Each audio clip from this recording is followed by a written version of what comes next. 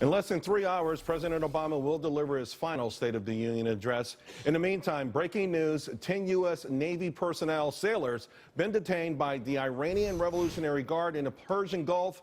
2 ships, one disabled, the other on its way to aid it. Both were seized. We don't know what the timeline is, and we are looking into it. In the meantime, Congressman Blackburn is here. She has been briefed on this. We've got to start with this situation here. I don't know if it's too early to call this an aggression by Iran, but certainly it feels like a very inappropriate action on their part, and certainly an embarrassment for the White House. What do you know? Well, we have not had a classified briefing and don't have details. We're waiting to get some of that, Charles. What we do know is this, that the State Department and the administration have been in touch with Iran. There is an understanding, supposedly, that these sailors and the ships will be returned, or the boats will be returned and will be freed. I do agree with you. I think this is an enormous embarrassment for the White House on State of the Union Day, if you will. And then also I think it's important to note that the House took action today on an Iran sanctions bill. And you know, it leads you to curiosities as to Sure. exactly what has happened and why it's happening right now. Well, we know that right now in this country, there's no issue larger than national security. We woke up this morning with another ISIS attack on Westerners, this time in Istanbul. And of course, we see the aggression by Iran here in the Persian Gulf, no matter how this is resolved. What do you think the president is going to say about this tonight? Well, he should be focusing on national security. You're right. This is the primary issue. It's what we hear first and foremost.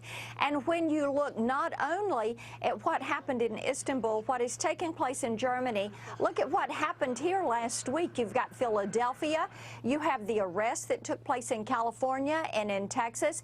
People are very concerned about the national security issues. The president should hit this first and should say, we're at war. We have an enemy. It is radical Islamic extremism. He should call them out, name the enemy, and then deliver the message. We are going to hunt you down, and we are going to destroy you and your networks. Then in the middle of this, people hear about the Gitmo detainees being released, and they're saying, wait a minute, these are people that do not wish us well.